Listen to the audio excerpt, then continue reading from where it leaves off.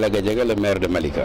Voilà, je suis venu répondre à l'invitation du maire de la ville qui consacre à un devoir dans le cadre de la lutte contre le Covid-19. Les personnes sont confinées et certaines d'entre elles ne peuvent pas rester indéfiniment dans leur propriété.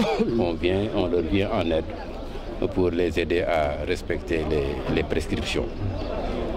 D'ailleurs, je suis arrivé un peu en retard parce qu'il me fallait faire le tour de 33 daras, des gens qui mendient dans la rue, qui sont des vecteurs potentiels de maladie. Alors je leur ai donné une provision de 10 jours provisoires pour qu'ils restent chez eux. Je ne vais pas me jeter des fleurs, mais je suis très content du comportement de la population de Malika. Hier, j'ai passé tout mon temps à recevoir des contributions de personnes physiques et morales dans le cadre de la lutte. C'est encourageant. Mais je touche du bois, j'ai entendu des cas dans les communes qui m'avoisinent. Ce n'est pas encore arrivé que cela n'arrive pas à Malika, mais de toute façon, la maladie n'a pas de frontières. C'est tout le monde qui doit s'atteler aux règles, au respect des règles.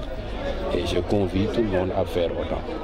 Le fait de réunir les talibés pour leur dire restez chez eux, c'est une grande mesure de prévention parce qu'ils entrent et sortent de toutes les maisons dans les communes. Et potentiellement, même s'ils n'apportent pas la maladie, ils peuvent la contracter là où ils vont. Donc s'ils sont confinés, ils ne peuvent pas être confinés sans provision. J'étais allé leur apporter assez de provisions pour 10 jours en attendant qu'on puisse endiguer cette pauvre maladie. Oui, pour 10 jours à chaque dara, selon le nombre, j'ai apporté en proportion ce qui est nécessaire pour 10 jours. J'ai trouvé des daras de plus de 30 personnes, de 50 personnes ou bien de 20.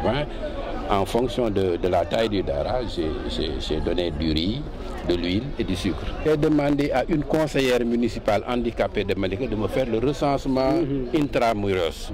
Koumadia, elle est en train de s'atteler à ce travail et je sais que tout le monde est démuni parce que tout le monde est fragile face à la maladie.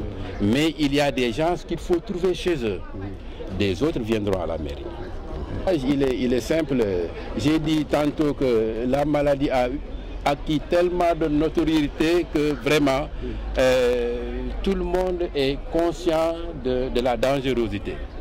Et puis surtout que cette maladie a commencé par les pays les plus développés qui sont dotés d'armes de destruction massive et qui ne servent à rien aujourd'hui. Donc il n'y a pas de médication stricte, sinon la médication c'est des comportements.